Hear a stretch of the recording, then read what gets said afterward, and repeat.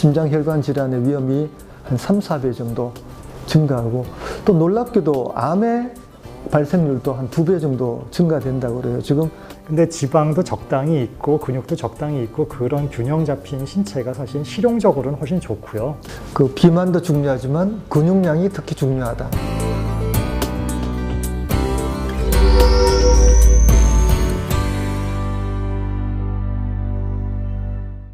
그 용어 중에 하나가 하체 비만이라는 게 있어요. 하체 비만.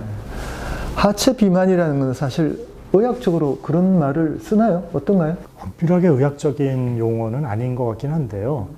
좀 구별하느라고 비유적으로 그런 표현을 많이 쓰긴 합니다. 하체 비만을 다른 용어로는 배형, 서양배형이죠. 우리나라 배 말고 서양배.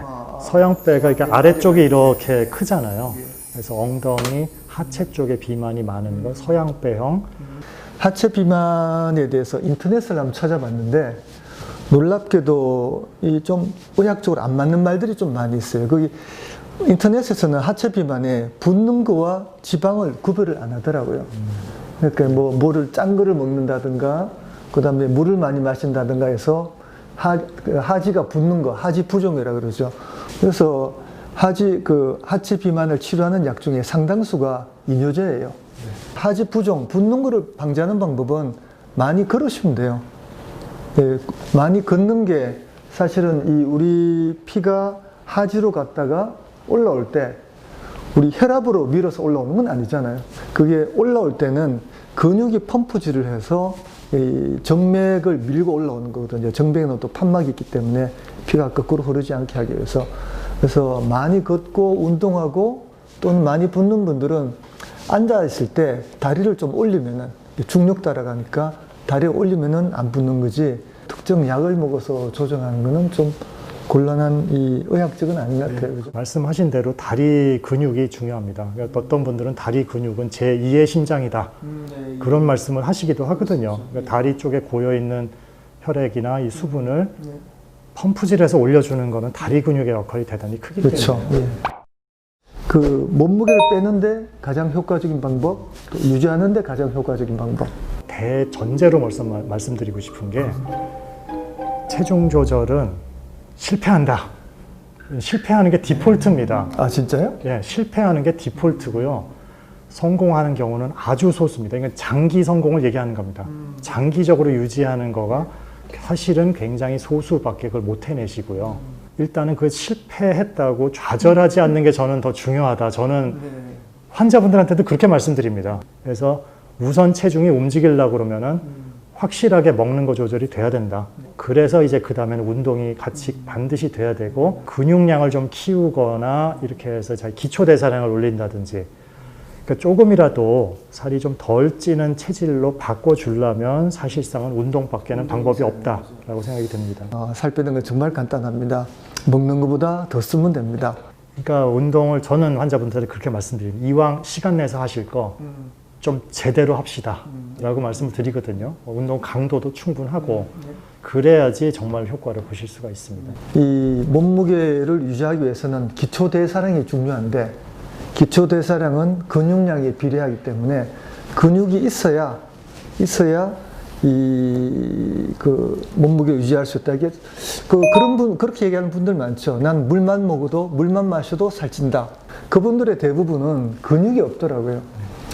그 기초대사량이 떨어져 있는 분들은 정말 일부러 빼지 않으면 절대로 안 빠지는 거죠. 이 근육이 없을수록 기초대사량이 낮기 때문에 물만 마셔도 살찌지 않나. 맞는 말이? 맞습니다. 그리고 또 중요한 게 아까 말씀드렸듯이 다이어트라는 게 참 괴롭고 힘들고 낙이 없는데 반면에 운동은 좀 하면 할수록 좀 낙이 있습니다. 내 몸이 좋아지는 걸 느끼시게 되거든요. 그렇기 때문에 다이어트는 하면 할수록 힘든데 운동을 하면 할수록 그래도 할 맛이 납니다. 그래서 이런 측면을 생각하면은 그냥 먹는 거 조절만 갖고 그냥 끝없이 스트레스 받는 거는 좀 실패하게 되는 중요한 요인이 되고요. 이제 그 비만을 체중을 줄이는 운동, 이게 뭐 어떤 방법의 운동이 필요할 거예요? 뭐 그게 궁금하신 분들이 많을 것 같은데. 칼로리가 우리가 먹는 것보다 더 많이 써야 된다. 이제 그게 일단 기본 원칙이 되는 건데 그렇게 하다 보면 이제 운동이 칼로리를 좀 많이 소모할 수 있는 걸 먼저 생각을 해야 되니까 유산소 운동으로서 좀 충분한 강도 시간을 유지하는 거. 근데 기초 대사량을 올리기 위해서는 또 근력 운동이 필요하기 때문에 할 때 충분한 강도로 근육에 자극이 갈 수 있게 해주시면 쉽게 요약하면은 칼로리 소모에는 유산소, 근육을 키우는 데는 약간 강도가 있는 운동을 해야 된다. 그래서 오늘 뭐 이야기를 정리하자면은 저희가 과체중과 비만의 정의를 말씀드렸죠. 그 체질량 지수 30 이상이면은 비만, 25 이상이면은 과체중. 그렇지 않으신 분들은 비만에 대해서 너무 고민 안 하셔도 되고, 대신에 그 구성이 복부 비만이 심하다든가 같은 비만이나 과체중 중에서도 복부 비만이 심하다면은 그거는 또 상당히 상당히 위험한 부분이든 조절해야 되고, 같은 체중이라도 근육량이 중요하다. 이걸 굉장히 강조를 했었습니다. 그리고 비만이 심장혈관뿐만 아니라 수면무호흡 그리고 심지어 암의 발생도 증가하기 때문에 비만은 반드시 조절돼야 된다. 체중 조절을 위해서는 당연한 얘기겠지만 식이요법과 더불어서 유산소 운동과 무산소 운동을 같이 해야 된다. 시중에 보면은 이렇게 하면 살 빠진다라는 얘기 수도 없이 많습니다. 수도 없이. 근데 잘 보시면 그렇게 방법이 수도 없이 많은 거는 뾰족한 방법이 없다는 얘기거든요, 사실은. 그러니까 너무 그 매스컴에서 뭐가 좋다 떠드는데 너무 현혹되지 않으셨으면 좋겠습니다. 그러니까 그런 거 믿지 말고 저희들을 믿으십시오. 저희가 말하는 게 정석이고, 건강 상식 뒤에 또 어떤 물건이 좋다, 뭐 어떤 약품이 좋다, 건강식품이 좋다 얘기 나오는 데는 그 정보가 좀 이렇게 바이어스 되고 좀 이 정상적인 의학 상식이 아닐 수가 있으니까 좀 주의하시는 게 좋겠고, 그거 해야 된다는데 그 구독과 좋아요. 좋아요. 구독과 좋아요 부탁드립니다. 그 다음 시간에는 이제 스트레스에 대해서 얘기를 좀 하려고 그래요. 스트레스. 이게 상당히 좀 복잡하죠, 그죠? 비만도 혼란스러운 분야긴 하지만 스트레스는 더 스트레스 받죠. 더 혼란의 바다입니다. 네. 다음 시간에 스트레스라는 혼란의 바다에 풍덩 한번 빠져보겠습니다.